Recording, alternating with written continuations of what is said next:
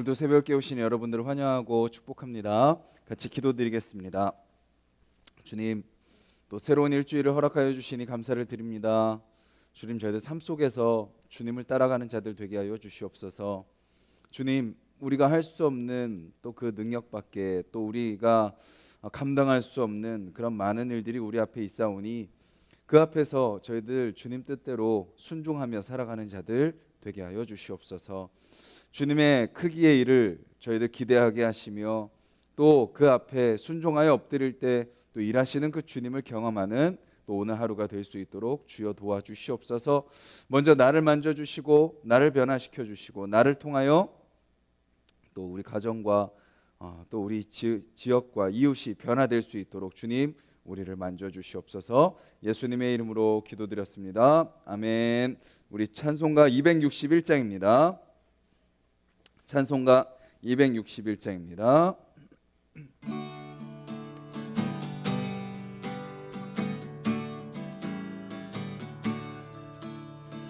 이 세상의 모든 죄를 밝히시는 주의 보혈, 성자 예수 그 귀한 피 찬송하고 찬송하세.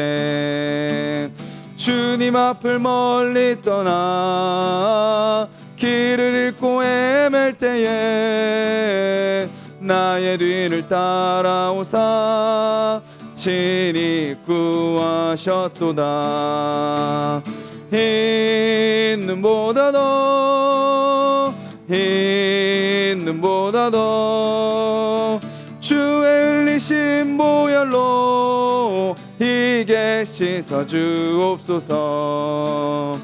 가시관을 쓰셨으니 피로 얼굴 묻으셨고 십자가의 모진 고통 나를 위해 당하셨네. 말로 형용할 수 없는 구세주의 구속하심, 그네와 크신 사랑 찬송하고 찬송하세. 흰 눈보다도 주의 흘리신 보혈로 희게 씻어 주옵소서. 아버지를 멀리 떠나 바른 길을 저버리고 여러 가지 죄악으로 주홍같이 되었으니 물 같은 것 가지고는 씻을 수가 아주 없네. 주여 귀한 보배 피로 날 정결케 하옵소서. 흰 눈보다도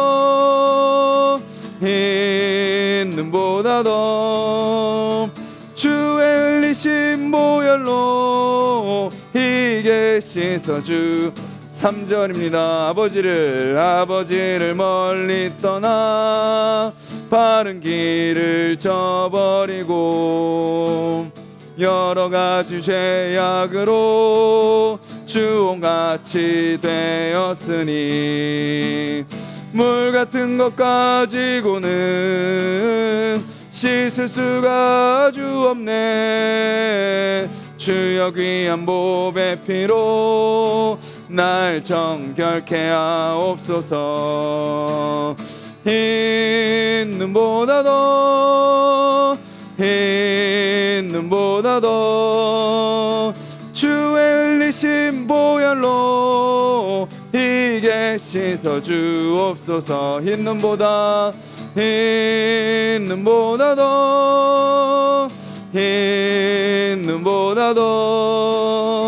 주의 흘리신 보혈로 희게 씻어 주옵소서. 흰 눈보다도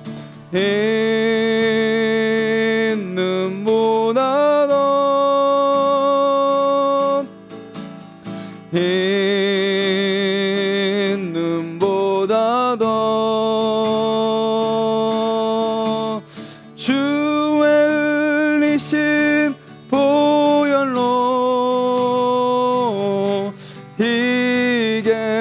씻어 주옵소서. 아멘. 아멘. 이 시간 같이 가사를 기억하면서 기도했으면 좋겠습니다. 주님, 우리 안에 있는 그 모든 죄를 깨끗이 씻어 주시옵소서. 우리가 다른 사람을 바라보고 세상을 바라보기 전에 나 자신이 먼저 주님 안에 순결한 신부로 설 수 있도록 주님, 우리를 이 새벽에 만져주시고 말씀하여 주시고 기도하게 하여 주시옵소서. 우리 자신이 주님 앞에 더욱더 깨끗게 되게 하여 주시고, 또 그렇게 우리가 새롭게 됨으로 우리를 새롭게 하시는 그 주님을 우리가 세상에 증거하는 또 우리의 삶이 되게 해달라고, 우리를 변화시켜 주시듯이 우리 가정을 변화시키실 주님, 세상을 변화시키실 주님을 우리를 통하여, 나를 통하여 세상이 알게 해달라고 우리 같이 한번 기도하겠습니다.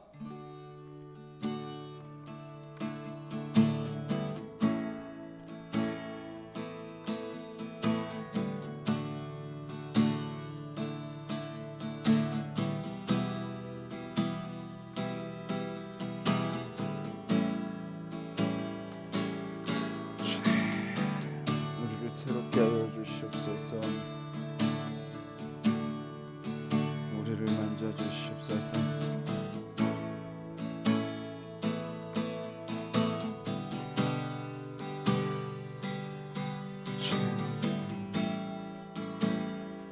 진부신 합당한 찬으로 설 수 있도록 주님 되어 주시옵소서.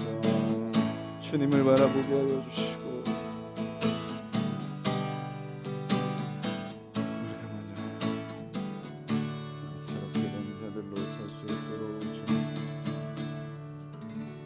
주님, 우리 안에 있는 모든 죄를 깨끗이 씻어 주시옵소서. 주님, 우리가 우리의 생각과 마음과 입술과 또 모든 행동, 주님이 기뻐하시는 삶을 살아갈 수 있도록 주여 도와주시옵소서. 끊임없이 세상은 우리를 유혹합니다. 또 말씀대로 살면 안 되는 것처럼 우리 눈앞에 현실은 펼쳐집니다. 하지만 오늘 찬양처럼, 또 오늘 우리가 나눌 말씀처럼 주님, 우리가 정말 추구해야 되는 삶이 어떤 삶인지, 우리가 세상을 살면서 여러 가지 고난과 어려움이 있다 할지라도 그 주님의 말씀을 포기하지 않고 그 주님의 말씀을 끝까지 믿으며 나아갈 수 있도록 우리를 도와주시옵소서. 주님, 그래서 우리를 통하여 세상이 살아 역사하시는 주님을 경험케 하여 주시옵소서. 감사드리며 예수님의 이름으로 기도드렸습니다. 아멘. 오늘 함께 보실 말씀은 요한계시록 13장 말씀입니다. 412페이지, 신약성경 412페이지, 요한계시록 13장 1절부터 10절까지 말씀입니다. 신약성경 412페이지, 요한계시록 13장 1절부터 10절까지 말씀 한 목소리로 읽겠습니다. 내가 보니 바다에서 한 짐승이 나오는데 뿔이 10이요 머리가 7이라. 그 뿔에는 10 왕관이 있고 그 머리들에는 신성모독하는 이름들이 있더라. 내가 본 짐승은 표범과 비슷하고 그 발은 곰의 발 같고 그 입은 사자의 입 같은데 용이 자기의 능력과 보좌와 큰 권세를 그에게 주었더라. 그의 머리 하나가 상하여 죽게 된 것 같더니 그 죽게 되었던 상처가 나음에 온 땅이 놀랍게 여겨 짐승을 따르고, 용이 짐승에게 권세를 주므로 용에게 경배하며 짐승에게 경배하여 이르되 누가 이 짐승과 같으냐, 누가 능히 이와 더불어 싸우리요 하더라. 또 짐승이 과장되고 신성 모독을 말하는 입을 받고 또 42달 동안 일할 권세를 받으니라. 짐승이 입을 벌려 하나님을 향하여 비방하되 그의 이름과 그의 장막 곧 하늘에 사는 자들을 비방하더라. 또 권세를 받아 성도들과 싸워 이기게 되고 각 족속과 백성과 방언과 나라를 다스리는 권세를 받으니 죽임을 당한 어린 양의 생명책에 창세 이후로 이름이 기록되지 못하고 이 땅에 사는 자들은 다 그 짐승에게 경배하리라. 누구든지 귀가 있거든 들을지어다. 사로잡힐 자는 사로잡혀갈 것이요 칼에 죽을 자는 마땅히 칼에 죽을 것이니 성도들의 인내와 믿음이 여기 있느니라. 아멘. 오늘 말씀을 보면 이렇게 이야기합니다. 바다에서 한 짐승이 나온다라고 이야기하죠. 바다에서 한 짐승이 나오는데요, 그 짐승에게는 뿔이 10개가 달려 있습니다. 그리고 그 10개의 뿔에는 왕관이 쓰여져 있죠. 또 머리가 7개입니다. 그리고 그 머리들에는 신성모독을 하는 이름들이 적혀 있습니다. 그리고 또 쭉 해서 2절, 3절, 4절 또 거기 6절까지 해서 이 바다에서 나온 짐승의 모습을 묘사하고 있습니다. 또 어때요? 표범과 같습니다. 그리고 발은 곰의 발과 같고요. 또 입은 사자의 입과 같습니다. 그리고 그는 용으로부터 능력과 보좌와 권세를 받았다라고 이야기하는데요. 용은 무엇인가요? 12장 9절에 그 용에 대해서 이렇게 이야기합니다. 큰 용이 내쫓기니 예뱀 곧 마귀라고도 하고 사탄이라고도 하며 온 천하를 꿰는 자라. 그가 땅으로 내쫓기니 그의 사자들도 그와 함께 내쫓기니라. 즉 바다에서 올라온 한 짐승이 용으로부터 능력과 보좌와 권세를 받습니다. 그러면 이 바다에서 나온 짐승은 누구 편이에요? 사단의 편에 서 있는 자인 거죠. 사단의 하수인입니다. 그런데 그 짐승이요, 한 가지 뭔가를 보여주는데요. 여기 보시면 3절에 그의 머리 하나가 상하여 죽게 된 것 같더니, 머리가 7개라 그랬습니다. 근데 그 중에 하나가 상하여 죽게 됩니다. 그런데 어떻게 돼요? 그 죽게 되었던 상처가 나음에 온 땅이 놀랍게 여겨 짐승을 따르고, 머리가 하나가 죽어가다가 다시 살아나는 기적을 보이는 거죠. 여기서 이야기하는 바다에서 나온 짐승은요, 이제 학자들이 여러 가지 이제 연구를 해서 공통적으로 내린 결론이 뭐냐면 세상의 정치 지도자를 의미합니다. 정치 지도자를 의미합니다. 세상을 다스리는, 특히 이 시대에 지금 다스리는 지도자는 누군가요? 로마의 황제를 상징하죠. 또 로마의 황제뿐만 아니라 세상의 여러 지도자들을 의미합니다. 그 지도자들은 어떤 존재인가요? 뿔이 10개 또 10왕관을 쓴 것처럼 무시무시한 힘을 가진 자들입니다. 표범처럼 빠르고 곰처럼 힘이 세고 사자처럼 용맹해 보이는, 그냥 사람 대 사람으로 맞서서는 이길 수 없는 것 같은 그런 힘과 능력과 그런 권세를 가진 자들을 상징하는 거죠. 그런데 그들은 누구의 하수인인가요? 사탄의 하수인인 거죠. 사람들 앞에서 기적을 행합니다. 뭔가 사람들에게 혹하는 것들을 보여주죠. 눈에 보이는 권세로, 미혹하는 기적으로. 그리고 세상 사람들은요, 그것을 보고 놀랍게 여겨요. 그래서 그 짐승을 따르죠. 짐승에게 경배하고 또 짐승에게 뿐만 아니라 용에게까지도 경배하는 것입니다. 그리고 그들은 이렇게 이야기하죠. 4절에 이렇게 그 짐승과 용을 경배하면서 이르되 누가 이 짐승과 같으냐, 누가 능히 이와 더불어 싸우리요 하더라. 그들은 자신들이 섬기는 이 짐승이, 자신들이 섬기는 이 용, 즉 사단이 가장 강력하고 가장 힘이 세고 가장 탁월하고 가장 권세가 있는 존재라고 그들은 경배하며 찬양을 하는 겁니다. 이 세상을 살아가는 사람들이 다 지금 그렇지 않습니까? 세상에 수많은 지도자들이 있습니다. 세상에 수많은 가치가 있습니다. 그 세상의 지도자들이 전부라고 생각하며 그들은 따릅니다. 인간적으로 좋을 수 있습니다. 성품이 좋을 수 있습니다. 백성들을 인도하는 방식이 좋을 수 있습니다. 하지만 믿음의 사람들은 무엇을 아나요? 그렇다고 해서 그 사람이 경배받고 숭배받는 자리에 올라갈 수 없다라는 것을 우리는 잘 알고 있습니다. 왜냐하면 모든 사람들은 하나님 앞에서 다 동일하기 때문입니다. 힘을 더 가지고 있다고, 뭔가 좀 능력을 행한다고, 뭔가 많이 안다고 해서 인간은 결코 다른 인간들로부터 경배받고 숭배받고 높임을 받을 수 없다라는 것을 우리는 기억해야 됩니다. 그저 무엇이 다른 건가요? 역할이 다른 것뿐입니다. 그저 이 땅에서 해야 되는 일이 다른 것뿐입니다. 높임을 받을 분은 사람이 아니라는 거죠. 우리가 만약에 사람을 숭배하고 사람을 경배하고 사람을 높인다면 그것은 마치 누구를 높이는 것과 같나요? 사람들이 짐승에게 경배할 뿐만 아니라 용에게 경배하는 것처럼 우리가 사람에게 경배하는 것은 그 사람을 조종하는 사단을 경배하는 것과 같다라는 것이죠. 우리가 경배할 분은 누군가요? 오직 하나님 한 분뿐입니다. 아무리 목사가 탁월하다고 해서 목사를 경배하면 안 됩니다. 그것도 마찬가지로 사단을 경배하는 겁니다. 아무리 어떤 탁월한 사람이 있다 할지라도 그 사람을 경배해서는 안 됩니다. 모든 사람은 하나님 앞에서 다 똑같은 죄인일 뿐입니다. 하나님의 은혜가 필요한 자입니다. 하나님의 은혜가 아니면 설 수 없는 자들입니다. 다 똑같은 죄인인 거죠. 그렇게 짐승에 대해서 소개를 합니다. 그리고 많은 사람들이 그 짐승을 숭배하고 경배한다라고 이야기하죠. 그리고 나서 5절부터는요, 그 짐승이 어떤 일을 하는지를 우리에게 알려줍니다. 자, 먼저 짐승이 받는 것이 두 가지가 있는데요. 첫 번째는 과장된 입을 받습니다. 과장된 입. 과장된 입은 뭐죠? 거짓말입니다. 거짓말. 허풍이죠. 교만입니다. 공수표를 날리는 겁니다. 사람들의 마음을 혹하는 그런 것들을 날립니다. 이 사람에게 뭐가 있나? 뭔가 참 대단해 보인다. 뭔가 나와는 다른 그런 모습들이 보인다. 그렇게 사람을 혹하게 만드는 겁니다. 사람의 마음을 사로잡습니다. 뭔가 있을 것처럼 보여줍니다.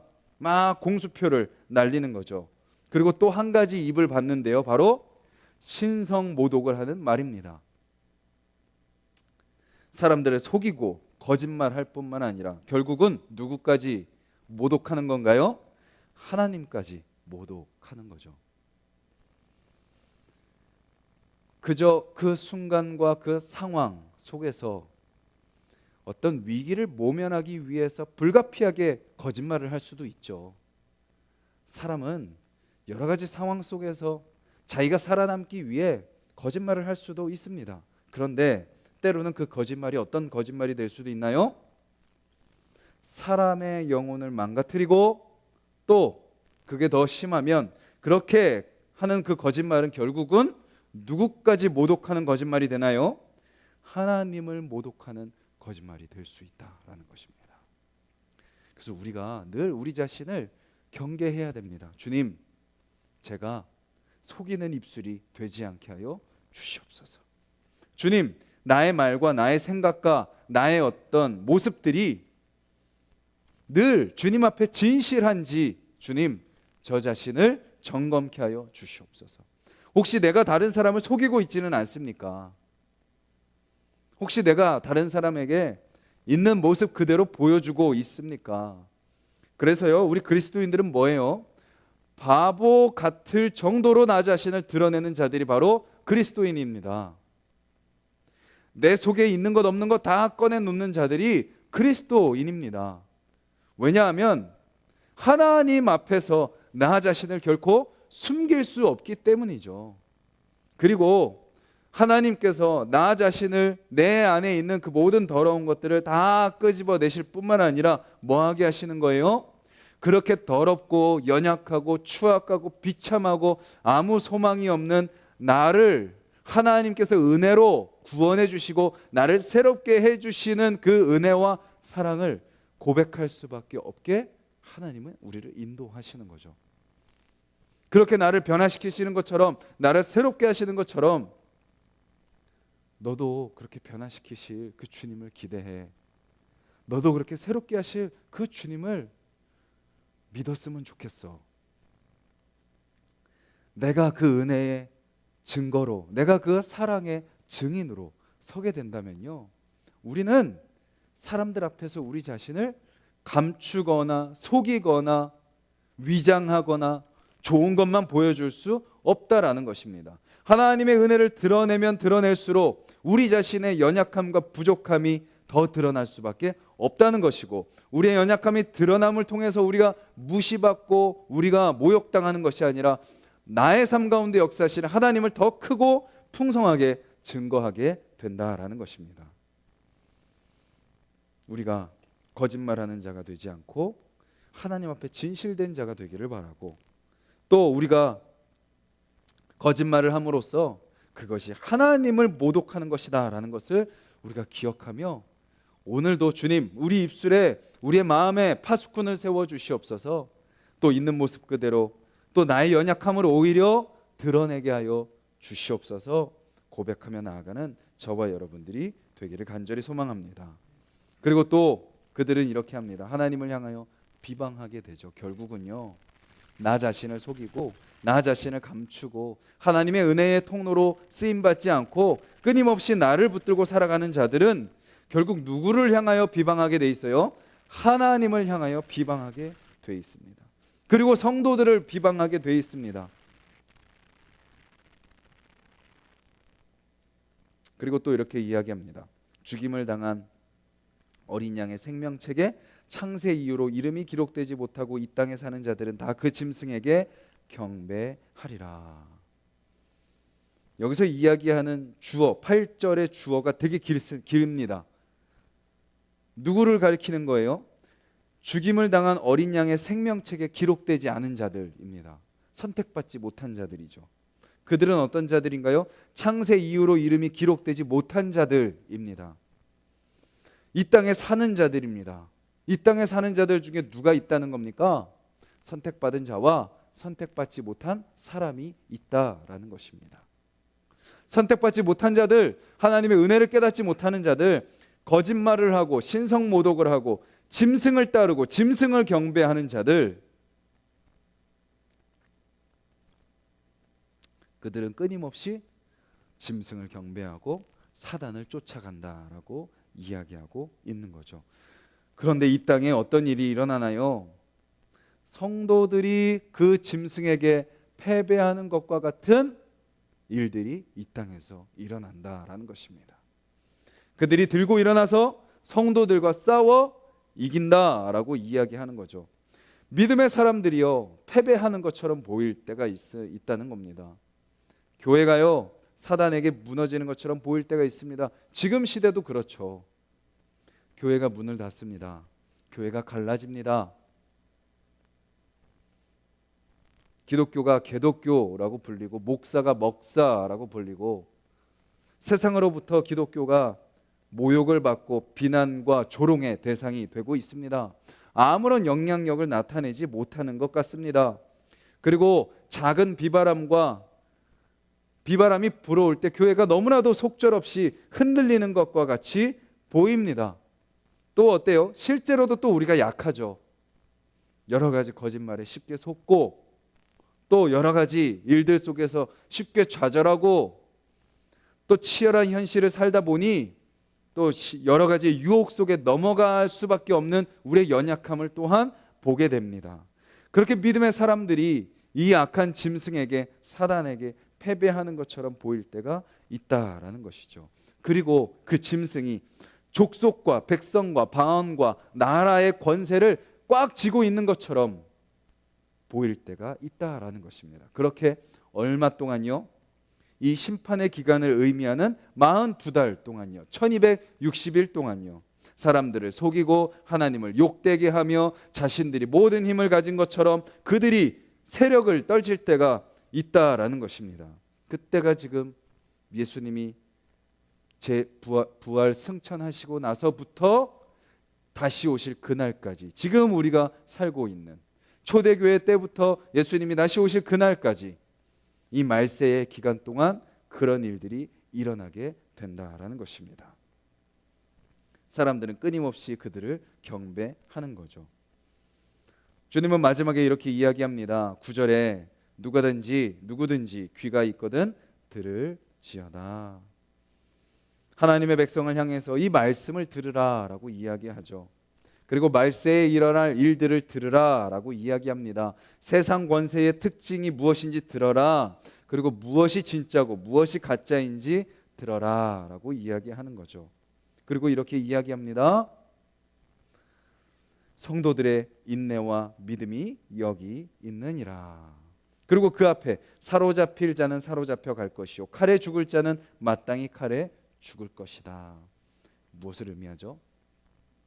하나님의 심판의 날에 심판받을 자들이 심판받을 것이다 라고 이야기하고 있습니다. 그들이 지금 모든 세력을 다 가지고 있는 것처럼 보이지만 그들이 오히려 신자들을 무너뜨리고 교회를 무너뜨리고 세상 가운데 자신들의 승리를 누리는 것처럼 보이지만 결국 그들은 어떻게 된다고요? 심판받게 되고 그들은 칼에 죽을 것이다. 하나님 앞에서 그들은 결국 심판을 받게 될 것이다 라고 말씀하고 계시는 겁니다. 그리고 신자들에게 있는 것은 무엇인가요? 인내와 믿음이다 라고 이야기하는 것이죠. 고난이 다가온다 할지라도 여러 가지 시험과 유혹이 다가온다 할지라도 신자들이 해야 될 것은 무엇인가요? 인내입니다. 인내, 오래 참음입니다. 하나님께서 부르신 지금 이 자리를 지키는 겁니다. 묵묵히 다시 믿음의 발걸음 한 걸음을 내디는 겁니다. 답답할지라도 이 길이 맞나 의심이 든다 할지라도 어떻게 살아가야 될지 그 한 치 앞도 모른다 할지라도 우리는 인내하며 다시 하나님이 부르시는 그 자리에 우리는 걸어가야 되는 거죠. 그리고 믿는 겁니다. 뭘 믿어요? 세상의 짐승이요 아무리 능력이 있고 또 그 짐승이요 신자를 핍박하고 또 때로는 막 하나님께 대들고 그래도 그래봤자 그는 누구일 뿐이에요? 짐승일 뿐입니다. 하나님의 형상을 닮은 하나님의 자녀들을 결코 짐승이 이길 수 없다라는 것입니다. 그리고 마지막 날에 그 짐승을 하나님이 완전히 멸하신다라는 것을 우리는 믿고 인내하며 살아가야 된다라는 것입니다. 로마서 16장 19절 말씀 한번 찾아보시겠어요? 로마서 16장 19절 말씀, 유명한 말씀이죠. 신약성경 262페이지 로마서 16장 19절 20절 말씀, 우리 같이 한번 한 목소리로 16장 19절 20절 한 목소리로 읽겠습니다. 너희의 순종함이 모든 사람에게 들리는지라 그러므로 내가 너희로 말미암아 기뻐하노니 너희가 선한데 지혜롭고 악한데 미련하기를 원하노라. 평강의 하나님께서 속히 사단을 너희 발 아래에서 상하게 하시리라. 우리 주 예수의 은혜가 너희에게 있을지어다. 아멘. 오늘도 우리가 하루 삶을 살아가는 것이요 무엇과 같나요? 믿음의 싸움과 같습니다. 먼저는 나 자신의 싸움이죠. 오늘 내가 유혹에 넘어가지 않고 하나님을 잊지 않고 믿음으로 살아가는 그 믿음의 싸움. 또 가정 안에서의 또 믿음의 싸움입니다. 배우자와의 관계 속에서 자녀를 양육하는 데 있어서 또 부모님과 형제자매 그 틈에서 믿음으로 살아가는 그 싸움을 싸우는 거죠. 또 세상 속에서 이웃과 지인들과 믿지 않는 사람들과의 그 만남 속에서 일터와 사업장에서 믿음으로 싸우는 삶을 살아가야 됩니다. 그 삶 속에서 우리가 말씀을 기억하면서 서기를 원합니다. 주님, 그 어떤 것이 우리 가운데 다가온다 할지라도 우리가 주님을 바라보게 하여 주시옵소서. 세상에 속지 않게 하여 주시옵소서.